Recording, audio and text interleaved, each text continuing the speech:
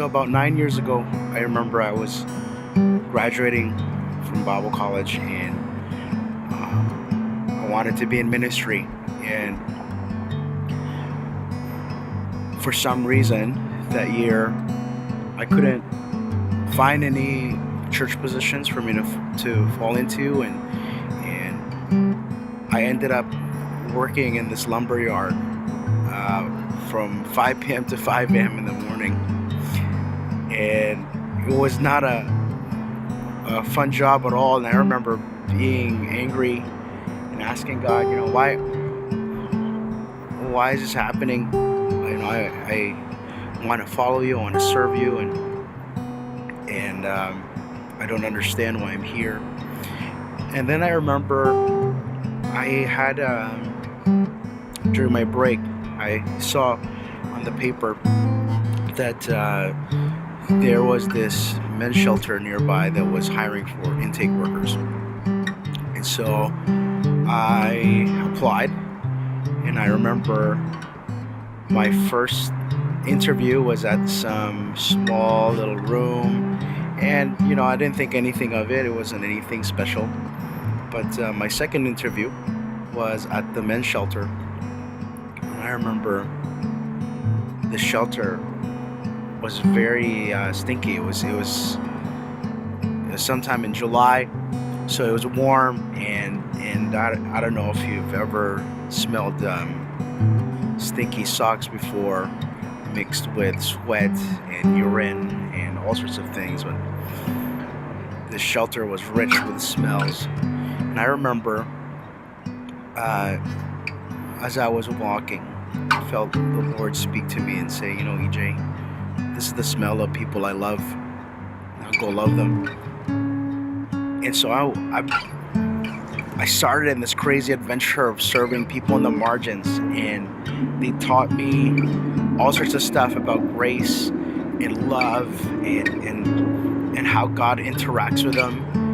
And it was just this incredible journey to see, what the good news is all about to people who really need good news. I mean, 90% of the youth that I worked with in the shelter were crystal meth addicts.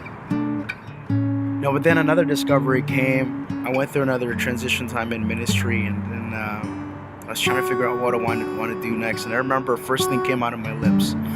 I was chatting with somebody and said, I'd love to go back to Toronto, and I wanted to serve the poor, and I wanted to be in the city, and oddly enough, I think this was divine desire to be here in the city, and so the past little while I've been here. I've been serving the poor. I've been being here with people. I live in a great neighborhood. I've been getting to know my neighbors, and just trying to be a light in the city.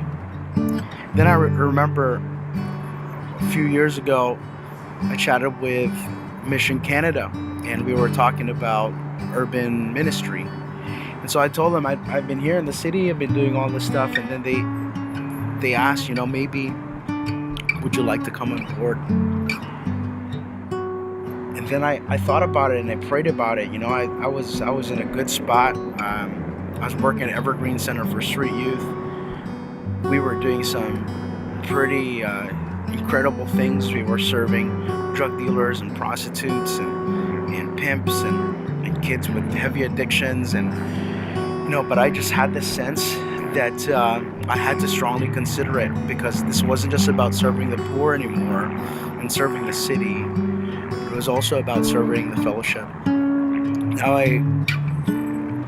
I've fully come to grips with the idea that I am a spirit-filled believer, and to my discovery, I realized that this is actually our roots.